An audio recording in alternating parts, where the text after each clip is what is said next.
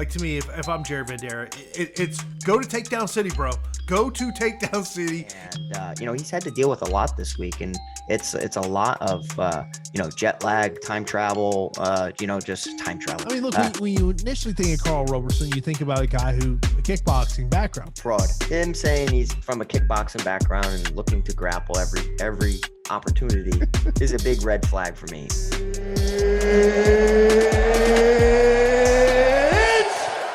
Welcome into a new episode of Takedown City right here on Odd Shopper. We are sponsored by BetMGM. I am Jason Floyd. Of course, as always, I'm joined by the fighter, Pete Rogers Jr., here to get you ready for UFC Vegas 59, which goes down on Saturday inside the UFC Apex. And Pete, I feel like when we're talking about fights inside the UFC Apex, we do got to mention smaller cage. And I'll tell you, it's kind of interesting because I forget, it was talking to Jay Parrott, who's fighting next week there at the or 2 weeks from now on the pay-per-view.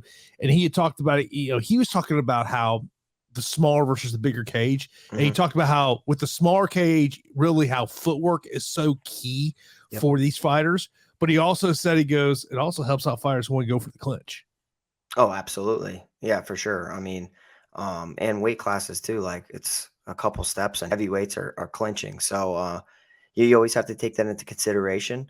And it's a slight lean towards grapplers, but it doesn't mean that they are necessarily going to win the fight. It just the cage and the elements around will possibly influence their strategy. So, another card, it's an okay card. It's fights at the UFC level. Some of these fights are arguably UFC level, but, there's money to be made, and I think you have to pick your shots here.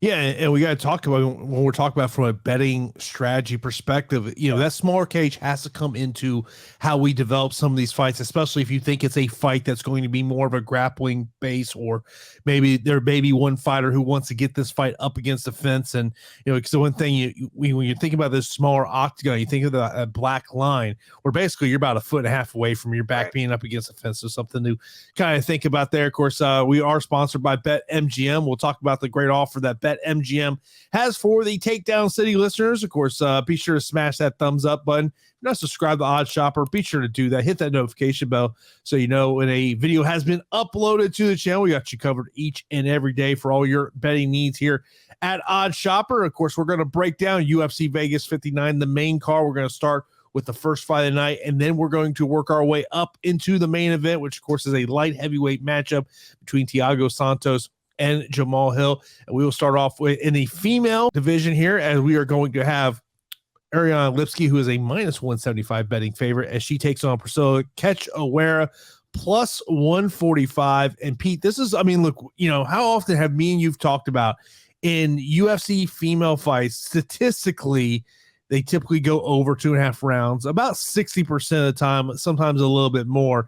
And I think this is one of those fights that I do kind of expect to go in that type of manner here. That's just the way I see this fight going. I think it's a fight that's probably going to play on the feet. What's your take? Yeah, I would have to agree with you. I foresee both of these inconsistent fighters having moments, and I can also see this getting stretched out. So the over 2.5 sitting at about minus 220 makes a ton of sense. And I wish it wasn't juiced so much, but I think anything under minus 300 is okay as a possible parlay piece. But as far as having confidence in this pick, you're talking about two fighters who have stumbled throughout their UFC careers. Both of them are 3-2 in their past 5 fights. I do think that we saw an improved version of Ariane Lipski in her most recent bout against Mandy Baum. And prior to that, losing back-to-back to Montana De La Rosa and Antonina Shevchenko. But I think both of those fighters present a different stylistic matchup than Priscila Cachoeira, who will march forward and look to land combinations and throw bombs. I think the more technical fighter here is Ariane Lipski, and she has more tools, on display here, where she has, good hands, good legs, good knees, good elbows. And I think the queen of violence, Ariane Lipski, is going to put together a more well-rounded striking performance here, whereas Priscila Cachoeira is going to largely depend on her hands, and she's too hittable for my liking. So I really like Ariane Lipski here to win a decision, and that sits at plus 135. Yeah, I mean, I think it's Priscila Cachoeira just is not a fighter that, I'm looking to put a lot of faith in, but it is a fight that I do expect to play on the feet. I think that if you're looking at this fight and betting on this fight, this is where I think you got to look at those prop bets at over 2.5, which is going to be juice. But then, looking at that Ariane Lipski via decision, I mean, look, if you like the underdog and Priscila Cachoeira here, I would almost chase a little bit of that decision money to get a little more juice for your money. Next up, we got a heavyweight matchup. It is Augusto Sakai plus 185. Serghei Spivac is minus 225. Serghei Spivac is coming off that win against Greg Hardy back in March, a first round victory there against Greg Hardy. Prior to that, he lost to Tom Aspinall, but prior to that, he had won 3 in a row. Of course, Tom Aspinall, that was a step up in competition for him for what he had fought before. And then, of course, you look at Augusto Sakai, guy that has been around forever. You think of him back in his Bellator days, now here in the UFC, but things have not gone well for him. He's lost 3 in a row. All those losses coming via TKO. His last loss coming against Todd Tuivasa there in the second round. Yeah, I mean, it's a difficult time for Augusto Sakai, and I think that he's desperate for a win, because one more he might be outside the UFC. 3 losses in a row, 3 TKO losses in a row. You have to wonder how that damage is starting to accumulate on his body, and is he going to be more susceptible to getting knocked out? I would like to say yes, and I have a golden rule where I like to avoid fighters that have taken unnecessary amounts of damage, or if they've been knocked out recently. So, that was 6 months and 4 weeks ago against Tai Tuivasa. I think 6 months is okay. It's kind of right on that line of where I would back somebody, but I think styles make fights, and I do like what Serghei Spivac brings to the table. The smaller cage will lead to both of these guys clinching, and the more that this fight is in the clinch, the more I think that Serghei Spivac is going to have his way with Augusto Sakai. Serghei can mix things up. He can strike, and he has power too. So Serghei Spivac via TKO KO is something I'm not going to cross off my mind. But I like to think that Serghei is going to look to, put Augusto Sakai on the mat, use his strong grappling to get top position. And then from there, he can start raining down shots, testing the chin of Augusto Sakai, or working towards a submission. But I have this feeling that Augusto Sakai is going to be very, very tough. May get hurt often in this fight. And I do like a sprinkle on Spivac wins by decision, sitting at plus 450. We got to figure out a way to get around that minus 225 of Serghei Spivac. And it's worth, taking a little sprinkle on Spivac via decision. I think to go back on something you said there about, the time away from a knockout, I think to me, the bigger question with that would be is how long did he take off from, those hard sparring sessions? Was it a situation where like he was back in the gym 2 weeks later or is it one of those situations where his team said, okay, we need to just take time off. You know what? You can go in your strength and conditioning, but we're just not doing sparring sessions. Yeah, so it's a great point. And that's something we really can't measure because we don't know the true ins and outs of their camps. But I can bring something up similar to that. And Sean Strickland was just knocked out against Alex Pereira.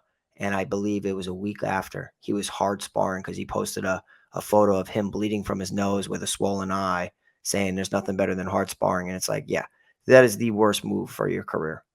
That's going to allow that damage to accumulate. And, you only get so many shots on that chin before it's absolutely gone. And that's my fear with Augusto Sakai. He has the skills to pick Serghei Spivac apart, similar to how he did against Marcin Tybura, who looked to grapple and, presents a similar skill set. I just really like the youth and athleticism that I see in the 27-year-old Spivac. Now, before we get into the Ultimate Fighter finale matchups that are going to be a part of this card, do want to let you know about our sponsor, BetMGM, as get up to $1K risk-free bet upon your first deposit with BetMGM. Click the link in the video description below or use the promo code OSMMA to claim your risk-free bet. Turn big plays into paydays with BetMGM. Join the king of sportsbook. Once again, get up to a $1,000 risk-free bet upon your first deposit with BetMGM. All you got to do is click that link in the video description below or use the promo code OSMMA to claim your risk-free bet right now. And of course, you can make those bets here for MLB all throughout the week. Then, of course, on Saturday, UFC. Also, we got PFL on Friday. You can make a little wagers there on the PFL card as well. But of course, along with this fight card being another fight night card, it is the finale of the Ultimate Fighter that, of course, was coached by Amanda Nunes and Juliana Pena. And the female flyweight final is Brogdon Walker. She is a plus 110 betting underdog, taking on Juliana Miller, minus 135. Juliana Miller, by the way, is a training partner of Alima McFarland. I actually did an interview with Alima last week, and she had mentioned, said, hey, if I did not have a fight coming up next week, I would be here in her corner. And, obviously when it comes to, the fighter with more experience, it is the underdog has more experience in this one. But with Juliana Miller, the one thing is she is a grappler. Yeah, Juliana Miller's a talented grappler, and her record's a little deceiving. She sits at 2-1, but you have to think of all the experience in grappling. In addition to that, now the Ultimate Fighter. But she had a pretty solid amateur background as well, where she went 6-0 as an amateur. So I think that there's some underlying skills here, and we saw it on the Ultimate Fighter, where I do think the fighter with the higher upside is Juliana Miller because of her submission acumen. Yeah, coming from 10th Planet Jiu-Jitsu in San Diego, I'm interested to see what she can pull off. She's got a tricky style. Anybody that trains under 10th Planet has a tricky style. On the feet, you do think that Brogan Walker, is comfortable, and I'm just thinking of how I see how often fighters hit the mat or how often fighters clinch, and not thinking that Juliana Miller has the best takedowns in the world. But if it does land on the mat, I do think she has a significant edge there. The over 2.5 is already out of whack. It sits at minus 425, and that we can't touch that. But if you go to fight goes to decision, it's at minus 325. So it's just a little discount, still really, really high. I foresee this going the full 15 minutes, and I am favoring Juliana Miller, but I have to tell you, Jason, this season of The Ultimate Fighter was extremely low level in my opinion, and I wasn't mesmerized by anything. We almost might be spoiled by Dana White's Contender Series in a way, but I thought that the fighters on the season were just they were all right. We've seen plenty of other talented seasons, and I was not mesmerized at all. But it's a lean towards Juliana Miller. As far as betting for me, I probably would just go elsewhere.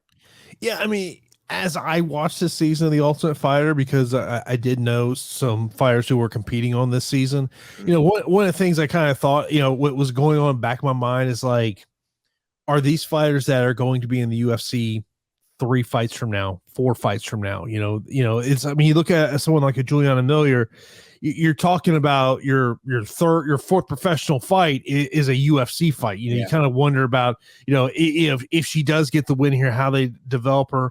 I would say this, if I was prop chasing, besides prop chasing the win by decision prop, I would look at that Juliana Miller wins via submission, as seeing it as high as 5-1. So I think that's one to potentially look at there. Now, the other finale that'll be a part of this one, you got Zach Pauga taking on Mo Usman. Mo Usman is the betting underdog in this one. He is plus 125. Zach is minus 225. And just like there's people in this industry that you value their opinion. You pick up the phone, you give them a call. And I remember someone that I value his opinion very much in this sport.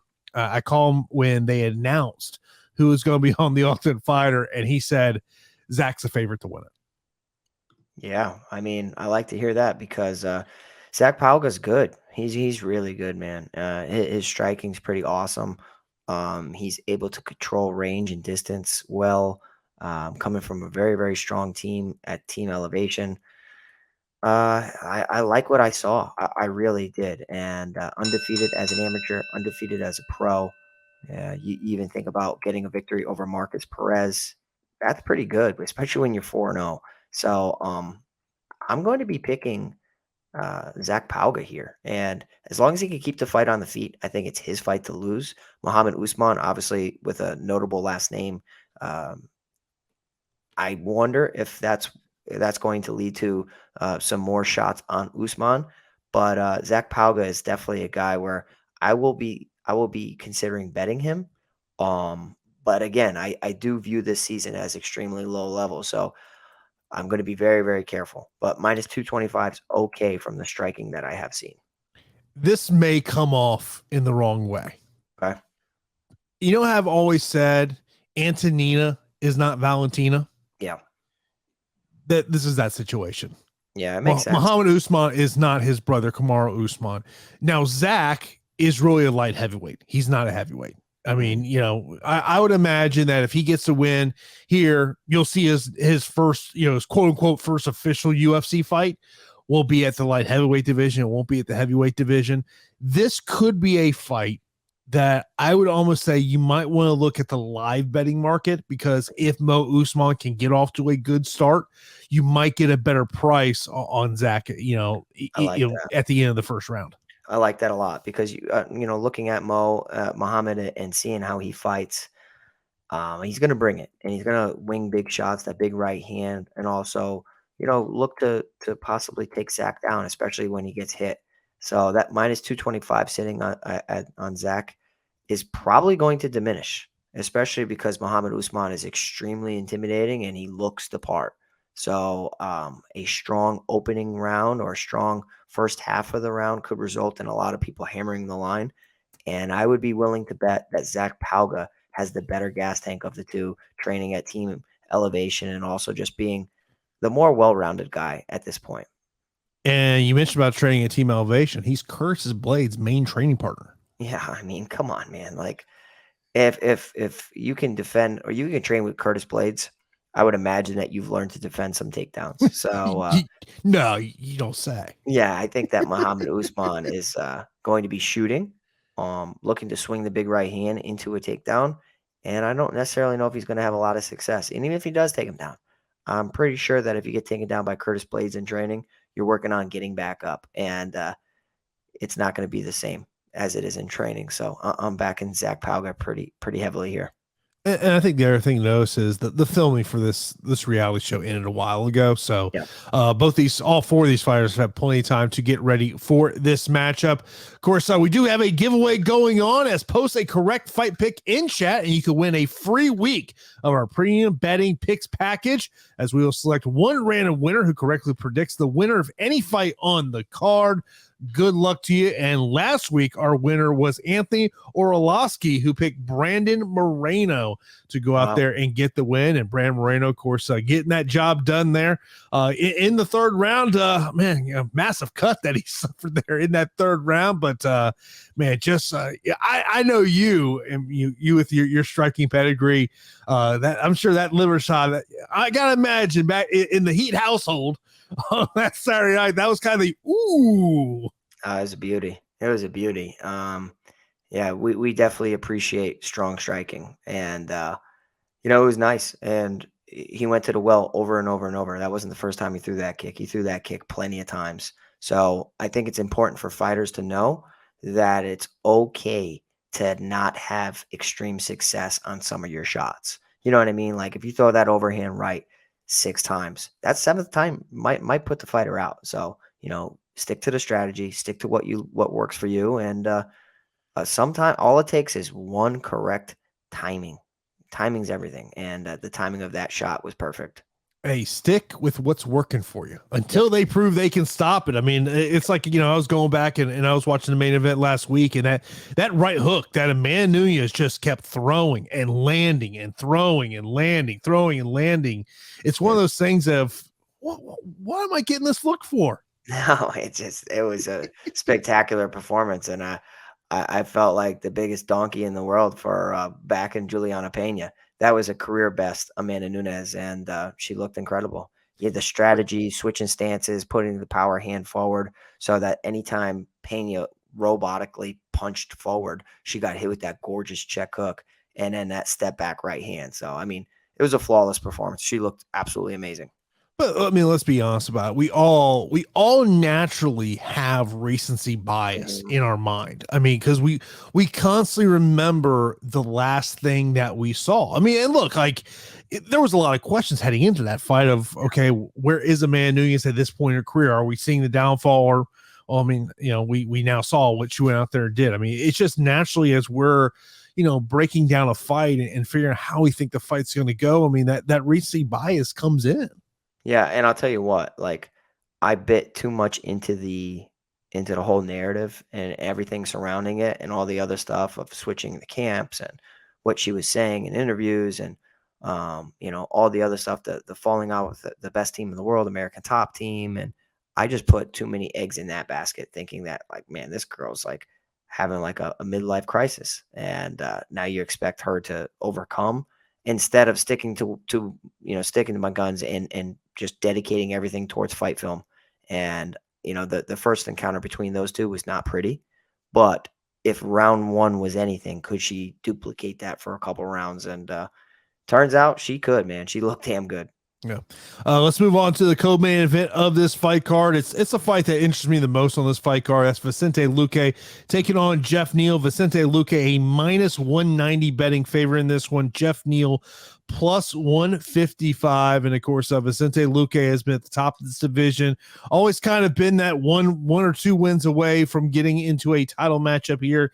He is coming in off a loss against Belal Mohammed, and Geoff Neal on the other side of the equation. He is coming in off a win over Santiago Ponzinibbio. And Vicente Luque is one of these guys I just love to watch fight. He's just one of those guys that, like, we talk about that analogy of he's going to fight for your money. He's going to fight for your money.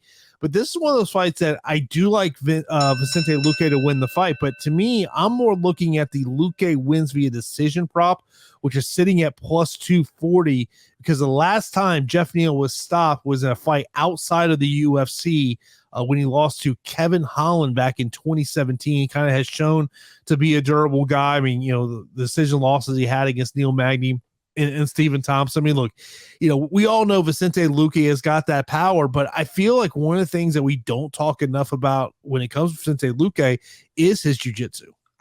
He's amazing. Vicente Luque is phenomenal. And I think a couple wins and he's still in that argument of getting a title fight. So Geoff Neal was a hot prospect, and I feel like his stock has diminished a little bit because we've seen him lose. And that's just how it is, right? Like, he looked great in certain moments, in certain fights, and took a lot of damage in the Nico Price one, and that turned into a brawl. If he brawls with Vicente Luque, I think it's going to be bad news because Vicente hits really hard, and he has tons of ways to win too. If he knocks you down, he can capture a choke, as he always does, hitting people with his beautiful Darce choke. And I think that Vicente Luque fights a little bit smarter, has a little bit more experience, and has fought the better competition, even though Geoff Neal has still fought strong competition. It's just Vicente Luque is a guy I always thought could contend for the title. And Geoff Neal's a nice guy who can blitz and, make you pay. But I don't necessarily consider him to be a well-rounded mixed martial artist. You don't have to be in order to climb the ladder, but I'm going to be siding with Vicente Luque. I do agree with you. I think that he's going to win at least 2 rounds, and I think he's going to get it done via decision. Yeah, to me, you want to get a little better price tag than that minus 190 there.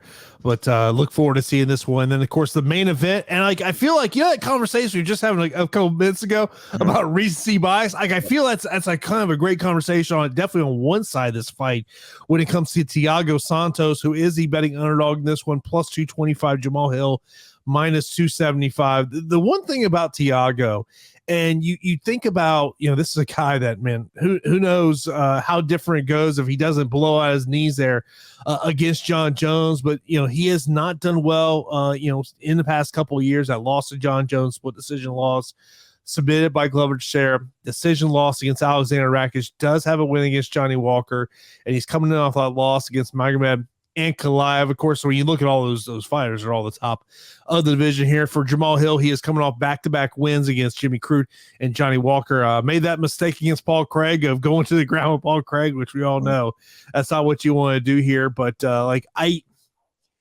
kind of feel like this is a showcase fight in a way for Jamahal here. I think it's just, and I mean, recency bias here. I just think it's tough to trust Thiago Santos because it to me, it's just a lack of volume that he's throwing. Yeah, I mean, it's an opportunity for Jamahal, right? Like, here's a notable name and Thiago Santos, who has fought tons of talent within a division, within a couple divisions. Here's your opportunity to, catapult your career and take your name even higher, especially up the rankings. So I think that Thiago Santos' best days are behind him. That's not a hot take by any means. He's always been a guy who's one shot away from winning a fight. He can land a big kick, knock you out. He can land a big, powerful punch, knock you out. But throughout his career, and even in his training and everything, just his entire fighting career, he's taken so much damage on his body. There are so many miles, all the knee injuries over the years. And we see a fighter starting to hit his stride in Jamahal Hill, obviously getting upset by Paul Craig because of that gorgeous armbar. And, that's just playing into his opponent's strengths. And what is Thiago Santos's game? To stand and strike, backpedal a little bit, do his best Tyron Woodley impression of putting his back against the cage and looking to counter shot. I do think that Jamahal Hill's got to be careful here because Thiago Santos possesses extreme power, but I do think that he is the A side for a reason in his volume and what we've seen in his performances. I mean, beautiful TKO over Clidson Obreo, beautiful TKO over Ovince Prue, over another TKO over Jimmy Crew and Johnny Walker. This guy hits you, and when he hits you, people do not like it. They do not respond well. And I think it's the angles, the speed, the athleticism that he has. He's the younger fighter at 31 years old, slightly longer as well. And I think that Thiago Santos not being aggressive is going to work in his detriment. So I'm going to favor Jamahal Hill here. It's just a matter of if I really want to get to minus 275. It's hard for me to see this fight and think, man, it's going to go 5 rounds. You know what I mean? Like 5 rounds it could because of Thiago Santos, his lack of volume. But I got to think that Hill via TKO is already, it's already at minus 150. Yeah, I mean, I was more thinking of using Jamahal Hill as a parlay piece. Yeah, that's a great point because like his best path to victory is already juiced. And I would probably just put him in there in case something weird happens. Yeah, I mean, because when you look at the preliminary card, Pete, there are some fighters I like, but man, their odds are so astronomical. Like the Terrence McKinney line is a perfect example of that. He's a 10-1 betting favorite against Eric Gonzalez. I mean, like it's crazy. I mean, you look at Michael Olszewski, he is a minus 600 betting favorite against Sam Alvey. You look at some other ones, that are just massive. Corey McKenna, she's over a 2-1 betting favorite. Josh Quinlan over a 2-1 betting favorite. Brian Battle a 2.5-1 betting favorite. This preliminary card is filled with big favorites. Yeah, it's a weird week. Definitely is a weird week, and I think it's a card where a lot of fighters are being put in positions to get back in the winning column. And pick up a W and see if they can, reverse their momentum and see what it does to their stock as well. So it's a get right week, and clearly we can see that by some of these matchups. Yeah, I mean, Josh Quinlan, he is coming off a suspension due to a positive drug test. Which on his Instagram, he kind of, I saw a post where, because I was trying to get an interview with him, where he acknowledged everything. Hey, made a mistake, and he's had to pay for it there. Taking on Jason Witt there. I think Jason Witt's been a guy that I think a lot of people that, they've targeted going against him. So would not be surprised you see that number on Josh go out throughout the week. I'm interested to see what happens with Takashi Soto and Brian Battleline, see where that goes. Oh, I see those eyebrows perking up over there. Yes, sir. He might be my dog of the week. Takashi Sato might be my dog of the week. And it's not like I'm hating on Brian Battle, but you're talking about a fighter moving down in weight class. Don't always respond in a correct. That's not always a positive. And in addition to that, I think the style of Brian Battle could bring out the best of Takashi Sato. It's fine. Finally, I get a guy that's going to stand and strike with me. We'll see how long that Battle wants to strike with him, but I think that Takashi Sato might be worth a dog shot. Yeah, no question about it. Of course, UFC Vegas 59 goes down on Saturday night there inside the UFC Apex in Las Vegas. Huge thanks to our sponsor, BetMGM, as get up to a 1,000 risk-free bet upon your first deposit with BetMGM. Click the link in the video description below or use the promo code OSMMA to claim your risk-free bet. Turn big plays into paydays with BetMGM. Join the king of sportsbooks, and I will tell you, as I'm looking at some of, I'm looking at some parlay pieces here this week, Pete. And I kind of feel like Jamahal Hill and Vicente Luque will kind of be at the top of the ticket for me. Yeah, I mean, I think that Jamahal Hill will be for me. I like Vicente Luque, but I do not want to take anything away from Geoff Neal. He's dangerous, and I'll get the Vicente Luque, but I'm not. I don't know.